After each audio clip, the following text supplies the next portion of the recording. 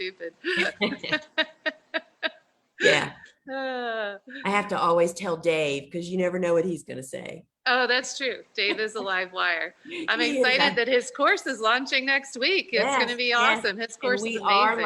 we are live on Facebook. Awesome. Awesome. All right, so stand by. Let me get a little tech situation worked out here, All everybody. right. Hey, everybody. Thank you so much for joining us. Hey, guys. Ooh. That's what's going to happen at least 4 times during this Facebook Live because I'm on my phone. So stand by. Let me make sure that we are really on there. And all right, so I've got it up and we've got folks on here. So welcome everybody. And let me just bring Zoom back up for me and Jenny so we can see. So welcome everybody. I am Lisa Mason Ziegler, if we have not met, and I am just tickled to death to be here with my good friend Jenny Love of Lovin' Fresh Flowers. Hi, Jenny. Yay. Hi, Lisa. I miss you. Gosh, I just don't even realize how much I missed you until we started talking. Jenny and I are like, we should have been sisters for a lot of different reasons. Definitely. But Jenny's in Philadelphia. I'm in Southeastern Virginia, and she is on her phone. And guess what, y'all? We get a peek at a bridal bouquet she just made, and she's going to walk us around the farm and we're going to chit chat. So you guys just kind of sit back and take it in. So I'm going to let Jenny take it away, and I'm going to try to make her screen as big as possible so you guys can enjoy it to the most. So Jenny, all right. Introduce yourself for anybody that may not know who you are, and then you just go for it. All right. Yeah, sure. And I'm sorry, I'm like a little awkward on my phone because I don't have a selfie stick. I'm not that cool. So I'm holding it with my arm, and my arm's killing me. So, and I can't get it very far away. But anyway, I'm Jenny Love. I own Lovin' Fresh Flowers. It's an urban farm in Philadelphia. My farm is a little over, well, we're up to 4 acres in production as of last week. And we steward 6 acres in total. We are actually in the city of Philadelphia. So it's truly an urban farm. We're within the city limits. And I'm excited to show you guys today what my farm looks like, or at least a piece of it.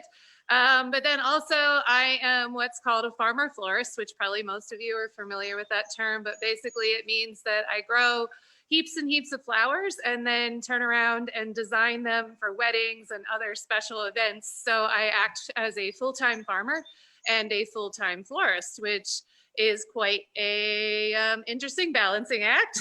So today you caught me on a Friday.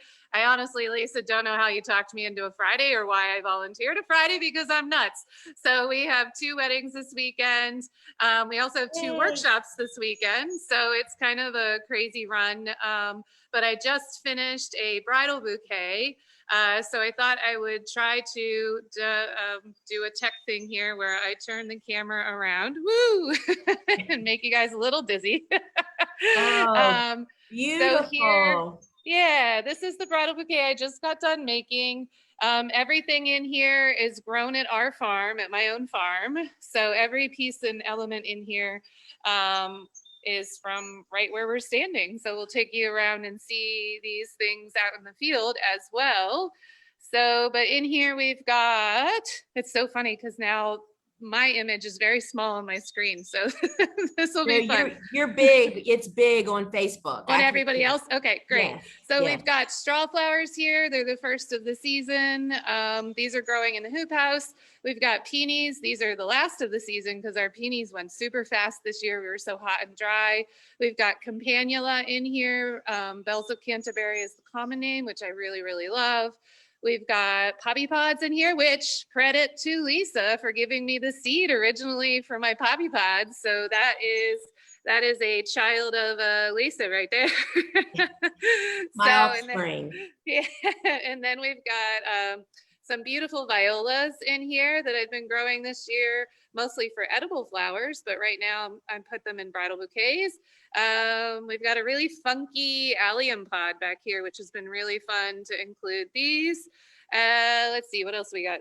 I've got some baptisia here, which I really love. This is pink truffles, which is an amazing variety of baptisia, which I highly recommend. We've also got peach foxgloves back in here. This is Dalmatian peach, which is a really great one. And what else? What else? We've got some phlox. So this is a phlox that's just starting to open. And then, whoo, this is hard to point at the same time. Where's my finger? There we go. And this is the phlox wide open. This is early crystal is the variety on that one in case anybody's curious. And the reason I mention it is because it's part of the ASCFG perennial trials. So that's why I have that one. I'm trying it out. And so far, major big thumbs up. I like that one a lot. So anyway, that's what a 100% Philadelphia grown bridal bouquet looks like. And normally I don't show a bridal bouquet before the bride sees it. On social media, I try not to show it, but because I figured, Lisa, my bride's probably not on your Facebook, so hopefully she doesn't see this. But yeah, so that's the bridal bouquet. That's so beautiful, Jenny. And before we start walking around your farm, and if I don't know if you can find somewhere to set your phone down so you don't have to hold it, I feel bad for you now. It's okay. But just tell us very brief, like, so will that bouquet live in the cooler until it goes to the bride? Yeah, so the wedding's tomorrow, and this bouquet will go into the cooler overnight.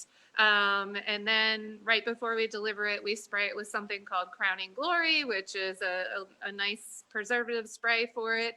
And then it should look great for the rest of the wedding after that. So yeah. That is so awesome. So the burning question I have is, so how is the wedding business? Is it starting to come back a little bit, or it seems like everybody's getting really busy now? Oh yeah, is it ever coming back? It's such a different beast than it was last year. Last year, because of COVID, it was really not fun. It was not a fun year. This year is not fun for other reasons, just because we have such demand. So we have all of our weddings that were booked for last year. Most of them at least moved. We only ended up doing 6 weddings last year. So this year we had to move, 40 some weddings to this year, or a couple went to 2022. So we have all those weddings. And then we have all these people, pounding down the door, begging to have us do their wedding flowers because they, for all intents and purposes, COVID is over. I mean, it's not over, but in terms of the limitations on weddings, in fact, as of today, Philadelphia finally went out of lockdown. It's the first time since March of 2020 that we are no longer under restrictions. So it gives me goosebumps. I know, it's like kind of crazy to think about that. I walked into the grocery store today and people didn't have masks on, and I kind of emotionally freaked out, but I was like, it's okay. It's okay. It's so very, very true. And anyway, so that is so great to hear. And so somebody just commented over here on Facebook that she can't wait to take your class this year. And so let's just talk about that for just a second before we get started. So first off, I did put the link in the comments and at the top of this feed for anybody that wants to request the copy of Jenny's webinar on dahlias. Y'all, it is totally awesome. And when you do that, that'll put you on Jenny's email list with us. And that means we're not going to let you miss registration in October. Because let me just tell you my take on Jenny's course, Farmer Florist School, the wedding process. Y'all, this is nothing to do with arranging. This is 100% the business side, handling brides, getting brides, contracts, the business, what to grow, what to buy. I mean, it's the whole enchilada, right, Jenny? Right, yeah, it really is. And anyway, I just wanted to bring that back on everybody's radar. Last year we just kind of really played it down because of the circumstances. Yeah. But we know that this year it is a whole different ballpark. Yeah. And you definitely want to get on Jenny's wait list to be in that class, and it runs in November and early December, so it's out of season. So, all right, enough talking about that kind of stuff. Let's have a look around at what you got going on up there. Yeah, sure. I'll take you out in the field if you want to go for a walk with me. Yes. All right. I'm going to switch you around again so that you can see what I'm seeing, and hopefully I don't make you all dizzy. And so that's your work building barn. Yeah. So this is my studio space, which we just came out of. So this is my barn slash design studio.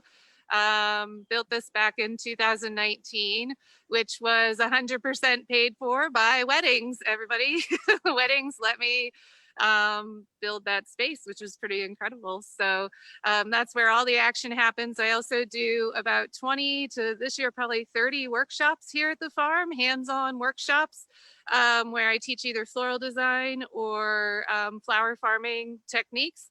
So this is where, in this building, is where all the workshops happen as well. So for the record, because I know Lisa will be mad if I don't mention it, I also have another online course for the That's Gardeners right. Workshop, which is all about teaching workshops, because that's really, really popular, especially this year. So I can't tell you, Lisa, how fast my workshops are selling out. I mean, they were always popular. They always sold out, but they would sell out, you know, with some time. But now they sell out literally in 5 minutes. Like, it's crazy. I can't even keep up. We keep adding.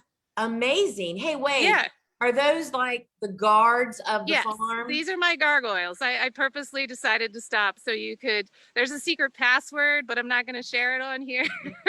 It basically involves a kibble brand. But these two are my farm cats, and they're worth mentioning. So we've got over here on the right, that's Leo, and over on the left, that's Tigre. They're more than just cute. These are very much working cats. So they take care of all the rodent issues at my farm. So a lot of times when people ask me like, oh, how do you grow tulips without vole damage? How do you leave your dahlias in the ground without rodent damage, et cetera, et cetera? It's 100% those two cats. They are voracious hunters. They are here expressly to hunt, and they do a great job of it. So that's how I can get away with a lot of what I grow. Except I wish they would hunt groundhogs. They do not. I need a dog for that. Gracious. Yeah. So, all right. So yeah, just let me know if you have questions as we go, Lisa. But this is the main field. We'll walk around it a little bit here. And then there's another field on the other side over there, but that's going to make everybody dizzy. So I'll go slow and come back here. So the farm has this field that we're in right now is a little over an acre. There's another field right behind me that's a little over an acre. There's a field up the hill that's just under an acre. Those are all fenced in with deer fencing that's 10 feet tall.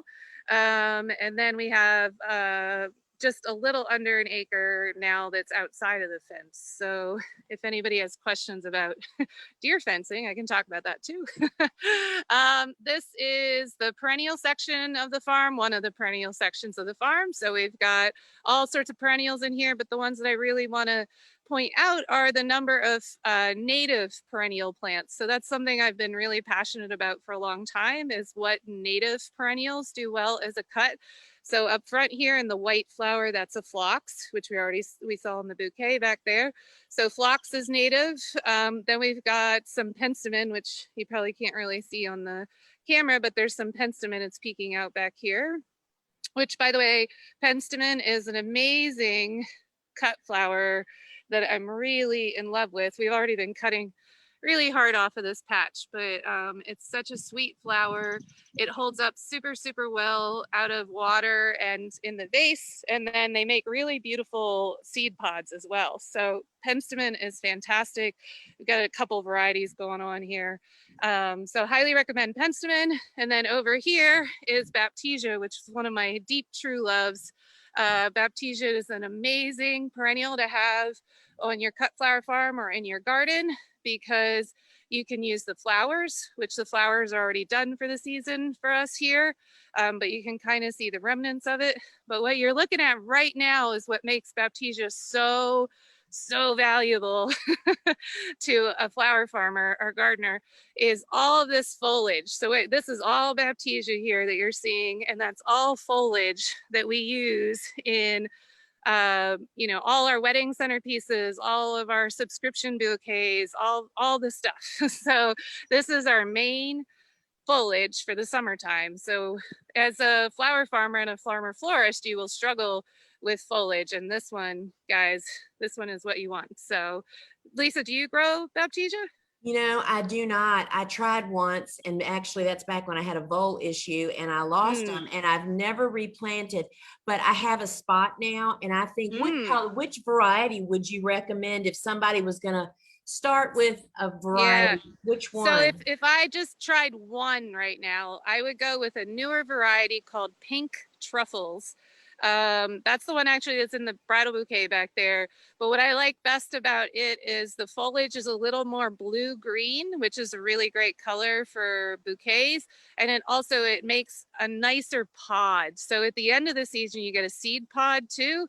And I have about 8 varieties of Baptisia now, and so far Pink Truffles has the best pods of the kinds that I Okay. have. So that's a triple threat then. Then you get the flowers, the foliage, and the seed pods at the end of the year. So definitely recommend Pink Truffles. So we're gonna zoom over this way and show you, this is my dahlia patch.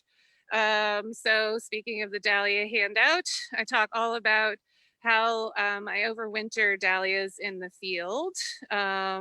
And so these were in the ground all winter long, and now they are actually blooming, which I don't know if you can see over there Yes, straight ahead of us. we can So see it, and I'm sure people are going to want to know about what zone you're in and yeah, what the steps you felt like you took that right. were really helped you with that. Uh, Whoa, sorry, you guys just went away. That was weird. Sorry, you're back. Can you hear me? Yes. Okay. So I am in zone 7 here. I used to be 6B, but Philadelphia's gotten kind of warmed up lately, like everybody else has. So zone 7 at this point.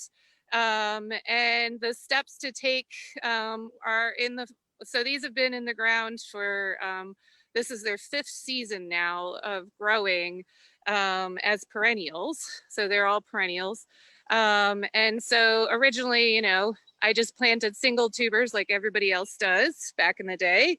And then in the fall, when it frosted and the dahlias died like they usually do, I cut them to the ground, same way as you always do if you were going to dig them anyway. And then instead of digging them, I cover them with a lot of leaves or straw. So I'm just going to show you this bud. This is Blizzard, about to bloom, my very favorite dahlia, by the way, a white dahlia, which is amazing for wedding work. So we cover them with about 8 to 12 inches of leaves once they're chopped down. And then we pull giant tarps over top of them. I actually use old billboards because I have access to a lot of free old billboards. And then we just leave the tarps on all winter long and then pull the tarps off usually right around what's considered our last frost date, which here is April 15th. And then all this growth you're seeing here has happened since April 15th. So just 2 months of growth and it's jungle already. So we are a no-till farm, or I like to go a step further besides just saying it's a no-till farm. We're a regenerative ag farm that is focused on habitat building, which is more than just not tilling. It has a lot to do with caring about soil life and caring about all the life in general at this farm.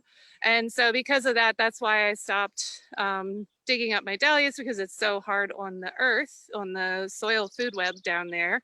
And you can see how like sometimes what maybe feels like lazy farming actually is the right kind of farming. So this is the result of letting go of that desire to super control everything.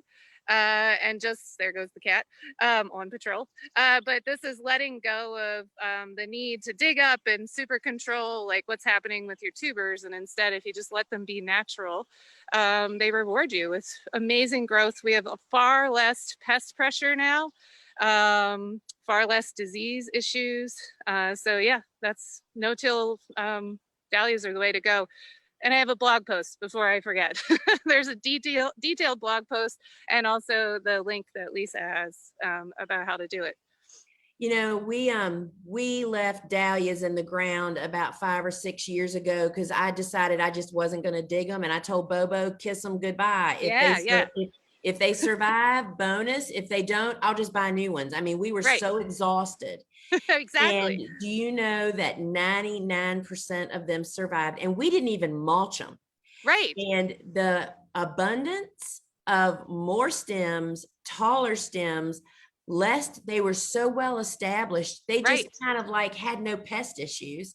right. So totally and completely confirm what you're saying. And I'm Yeah, very impressed that as far north as you are, yeah, that you're doing that. And don't you feel like also that the excellent drainage that you get from practicing yeah. no-till also adds to it being successful? Yeah, definitely, definitely.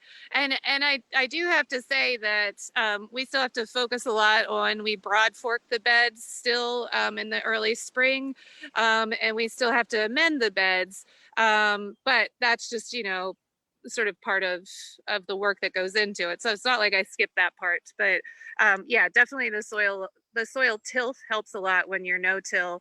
And I just wanted to mention, I actually, some students from my courses, I guess, who are in Chicago, two of them. There's two different farmers in Chicago now who have reported back to me that they overwintered their dahlias successfully in Chicago in their zone 5, I think. Awesome. So yeah, I think it's really doable if you try.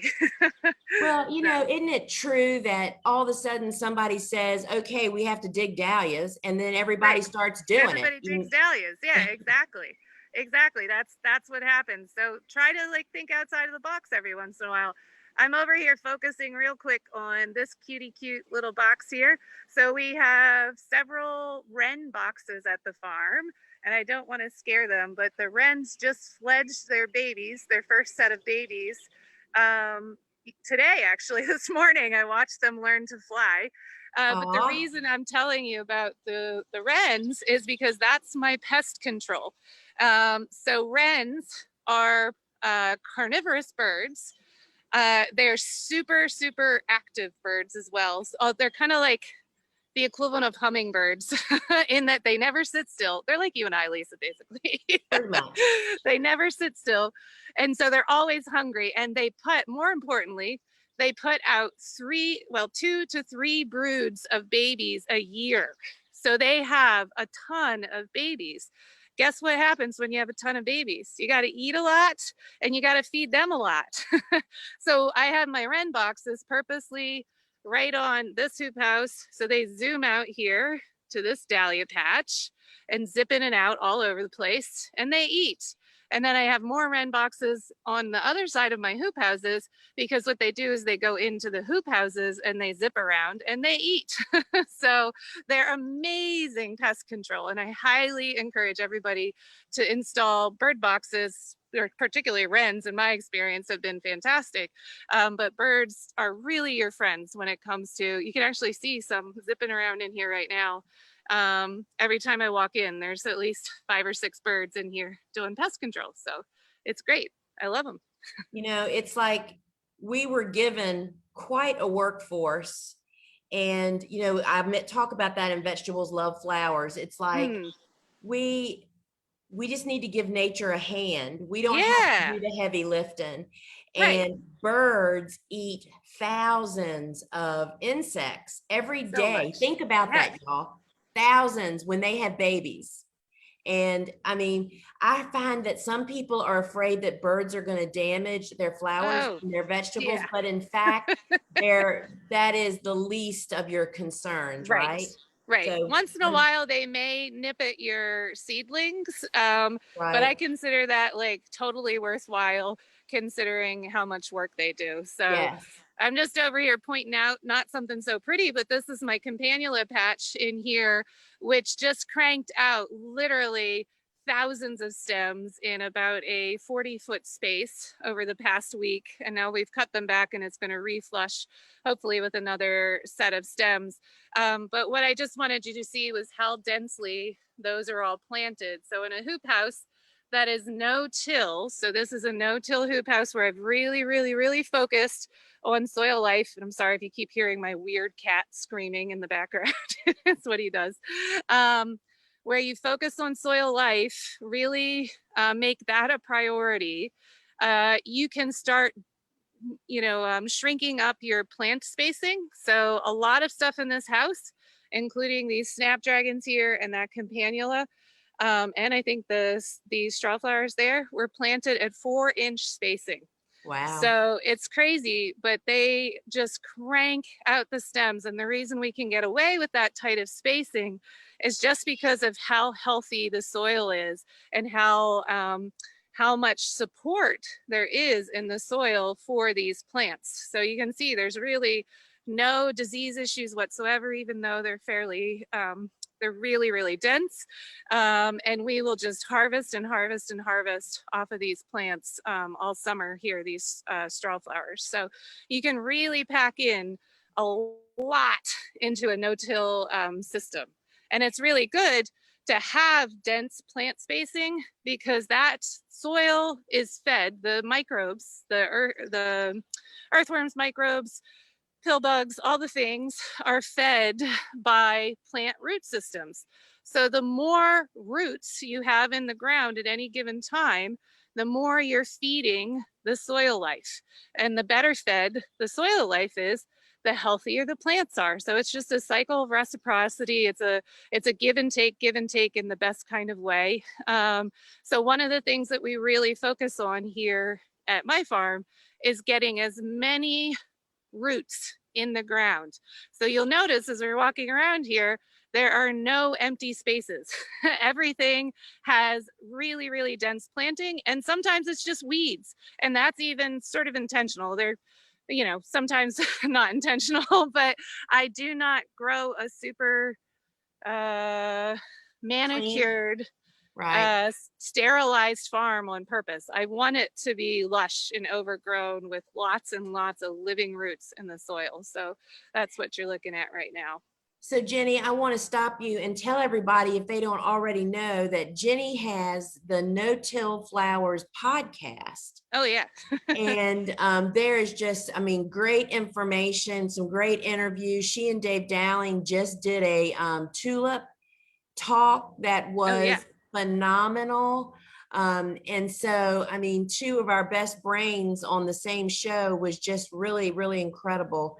So you can check that out on any podcast app. You can find it, and that's No-Till Flowers. And so Jennie, you're kind of taking a hiatus during the summer and doing them sporadically, right? During the season? Yeah. Right. Okay. So I do them as I have time to do them right now. The official season will start back up again in November.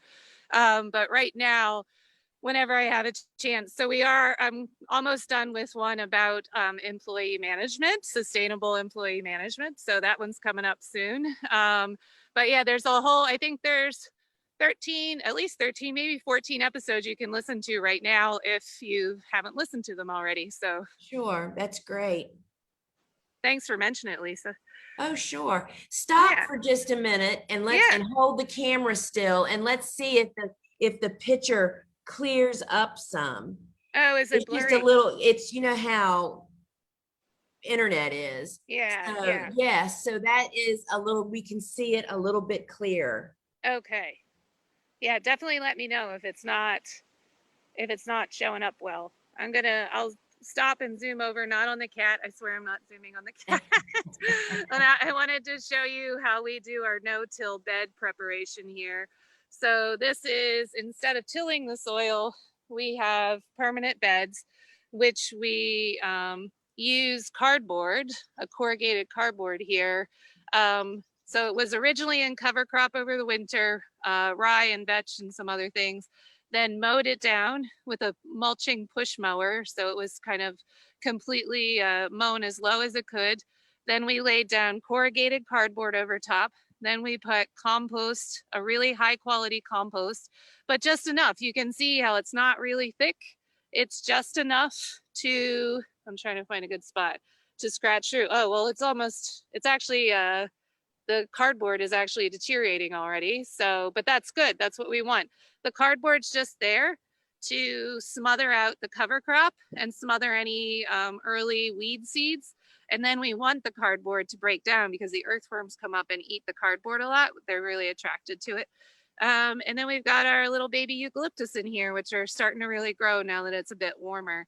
And then So this will get really. let me ask you 2 questions. One, so you use rolls of cardboard, right? Yes. Those aren't boxes. Yeah. You buy it in the roll. And when you plant those eucalyptus, did you poke a hole in the cardboard so that the roots could get down to soil? Okay. Yeah, I'm definitely. Sure That's a good point. So yeah, so we used to use boxes from the like a bicycle shop and an appliance store. We even got like florist friends to give us boxes, their shipping boxes that they got in, which was really great. But there were three challenges with that. One is I'm growing on such a large amount of space that I just needed a ton of cardboard and to continue driving around town over and over again to, here, I'm going to stand up and talk and turn you guys around. Instead of driving all over town to pick up cardboard all the time in the middle of the really, really busy planting season. So that was part of the challenge, is like, I have a million things to do and now I'm out of cardboard and now I have to go dumpster diving. And it's great if you've got time or you've got a team or you've got a partner who can go do that for you. But I kept hitting a wall where I was unable to continue prepping beds because I'd run out of cardboard. So that was one issue. The other issue with recycled cardboard is that it is much thicker, and that seems like a good idea, but in the end, it's actually not a good idea. Too thick of a cardboard actually doesn't break down, and it'll continue to be there. And what it can do is it can shed water too fast during a rain event, like a heavy rain event. You'll have water shedding right off of it instead of going down into your plant roots. And then also most, packing boxes have smooth surfaces, and the smooth surfaces don't hold. Ooh, sorry, Lisa. Hopefully I didn't lose you there. No, you didn't. I had an alarm. I had an alarm go off to tell me I had to turn off the water. I forgot about it. The irrigation's on.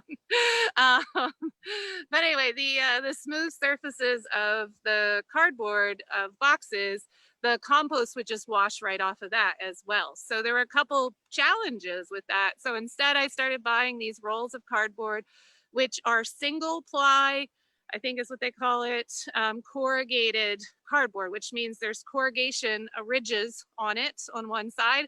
Also, it's really thin. So it holds up for this eucalyptus bed that was down below me back there. That bed was planted in probably the end of April. I don't know off the top of my head for sure, but so it's been probably about 6 weeks. So that was 6 weeks worth of weed protection, but it's now no longer going to shed water off in any way, shape, or form. So the plants will get their water.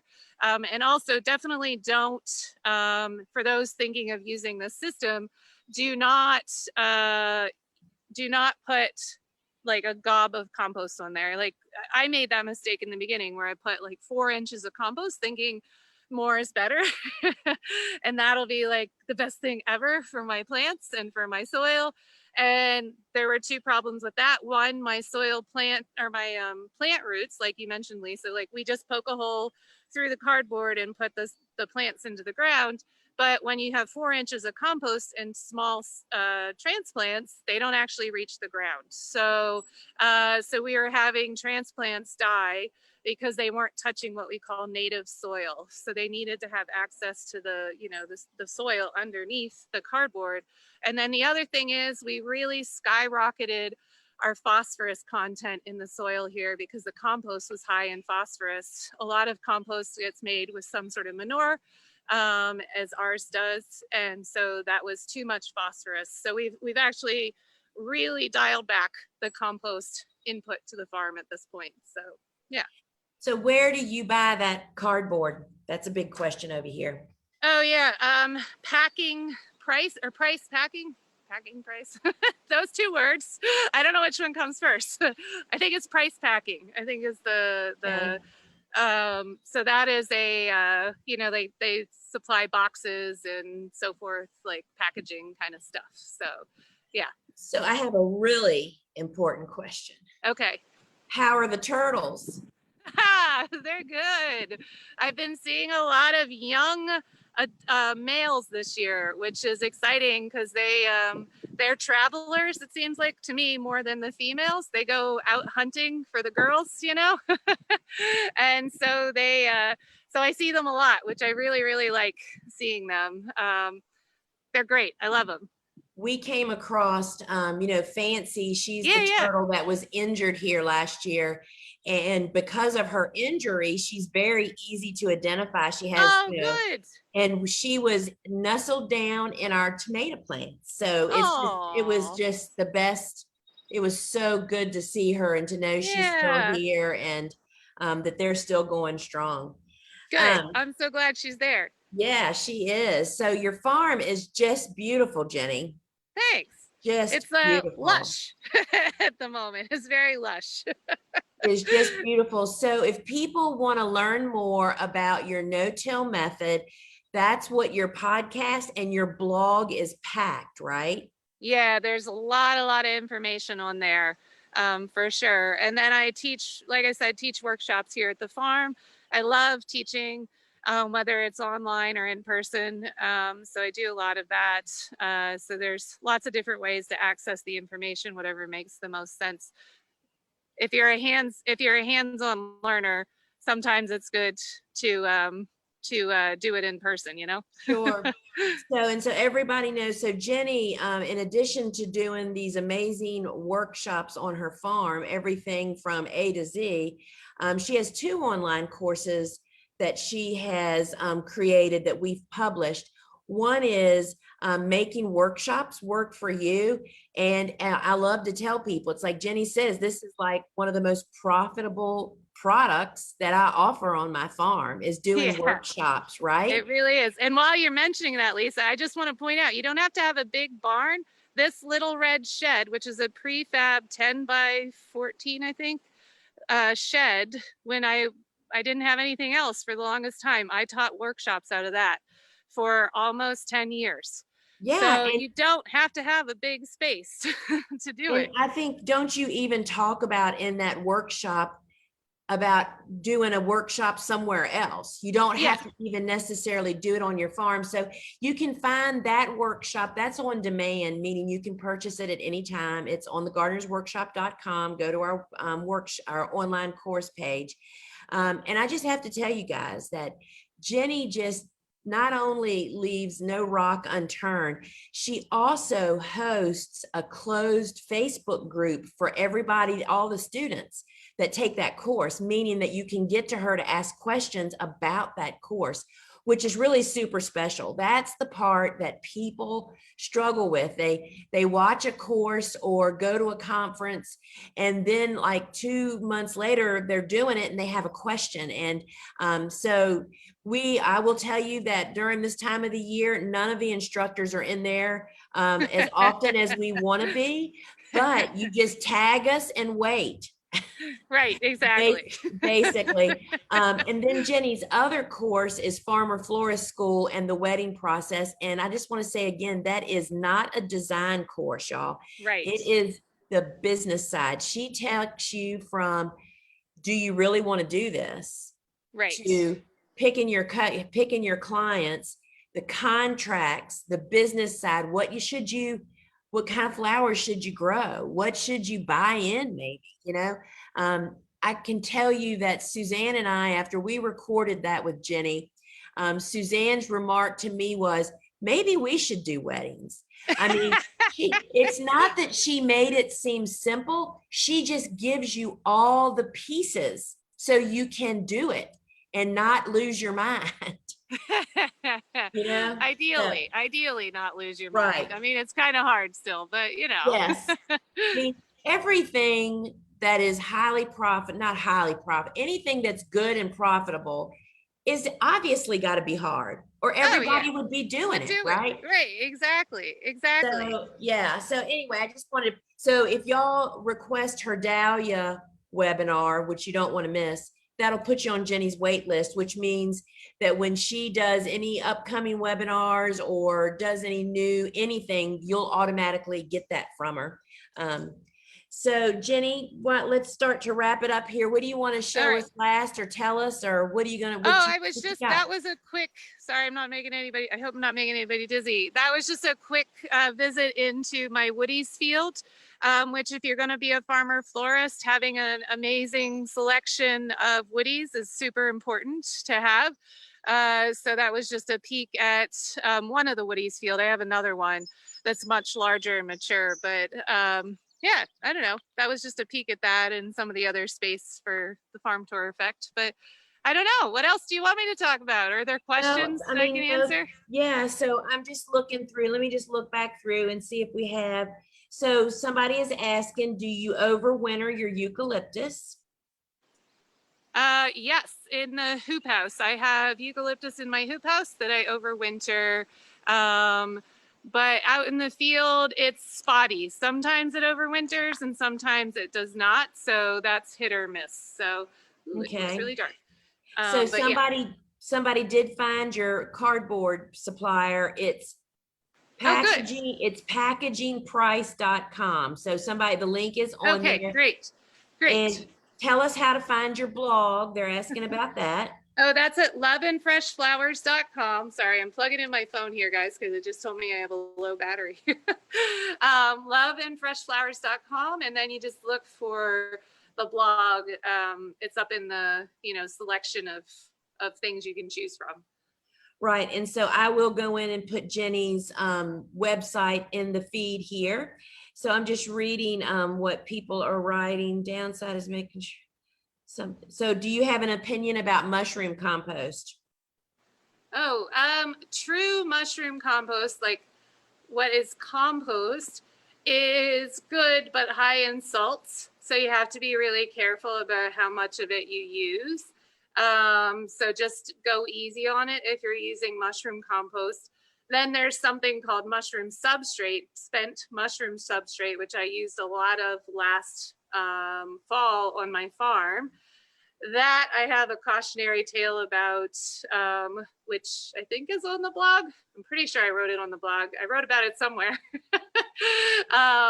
But mushroom substrate is a tricky thing to introduce into your soil web because it ties up a lot of nitrogen and ties up a lot of moisture. So if you're considering putting mushroom substrate on your beds, go very, very easy on that. Be very, very careful with that stuff.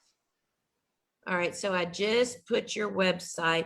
So if somebody would like to know your deer and rabbit fencing recommendations. Deer, that's an easy recommendation. I have 3 of these fences now from deerbusters.com. It's a website, deerbusters.com. I have the highest strength deer fence that they have, which is a black mesh. Don't cheap out and get the lighter weight version because the deer just chew through that. So in the winter, they will go right through it. It's a DIY, you have to install it yourself, but the price is pretty affordable through that site compared to a lot of other places. And I highly, highly recommend having professional quality deer fencing on your property. Even here in Philadelphia, I am in the middle of the city. But when you have a farm, what that basically is McDonald's for deer. They're like, hey, look, we can get everything we want at the same place. Let's go. So you really need to have good fencing if you're going to have a flower farm in the city or in a suburban area in particular, maybe more so than you need to have deer fencing out in, wide open spaces, surprisingly, because out there they can eat corn and alfalfa and stuff. As for rabbits, I don't really have a good solution for rabbits in terms of fencing. I do have the 2 cats. Ideally, we'll hunt baby bunnies in the spring and kind of keep the population under control, but I currently have a couple adults that do get into the farm. So my best solution for them is to spray a product called liquid deer fence, which is, liquid deer fence, but it actually does really, really well for rabbits and groundhogs as well. So you can spray that And then that you spray that on the plants, and then that keeps the pests from eating them. Yeah. So Charlotte has a question, which I've had this question lots of times before, is do you have problems with thrips? I'm Don't we seeing all? this everywhere on the internet right now Yeah. about how everybody's just slammed with thrips. I have not. I've got a few. You know, it's not like I'm thrips free. Wow, that is a tongue twister. I'm not free of thrips here, but I don't have an abundance of them, no more than Right. usual at the moment. I don't know what to credit that with, other than a really, really, really robust and healthy and balanced ecosystem here at my farm. I'm sure there's a million things that love to eat thrips, and I probably have those million things out there kind of naturally at the moment. So it keeps everything in balance. But I don't really have a solution otherwise. The one thing I do want to mention that I think a lot of people don't realize about thrips is that they fly in. They come in massive clouds way up in the atmosphere where we as humans do not see them. But they come from the south and they go north every year. And then I don't know what draws them down. I don't know when they decide they're going to just mass descend on a spot. So it's Dahlia's not down below. right, exactly. Like, there, go. But so anyway, you don't really have control over them. Like I hear a lot of people talking about, like, well, I put down nematodes or whatever. It's like, yeah, but when they fly in a massive cloud and they decide to descend, it's like that's it. Yeah. Yeah, I struggled with thrips way back when, and I totally agree with you. Restoring nature on my farm and encouraging beneficial insects really, really helped. But it could be as simple as a farmer mowing his field where the Yeah. thrips have descended, and that Right. just flusters them all up. Yeah. I mean, I used to hate it when Oliver, my Yeah. old horse neighbor, would mow his field because it would just literally, it's like a cloud of them would come over. Right. So Right. I totally agree. People are spending a lot of money and a lot of stuff on doing things, but they in fact come down from above, and all of a Right. sudden you just have them. Yeah, you just have And them. One thing I will say, I don't know if everybody noticed when I was doing the quick look at the Woody's field out there, but I do not mow the Woody's field low. I leave a lot of tall grass. Like, a lot of it is mostly tall native grasses and some barley. And there's two reasons for that. That brings in the birds. The birds love that because they feed off the grain, so that enhances the bird population. But it's also a great way to create habitat for predatory insects, and also thrip habitat, in that they'll go there. And if I mow that down right now, that would do exactly what you said, Lisa. It would just release a cloud. So it's better to stop mowing so much. That's Right. one of the challenges, is everybody's mowing everything, so the thrips have nowhere to go. Yes, so very, very true. And so this is the last question I'm going to ask you, and then we're going to hop off of here.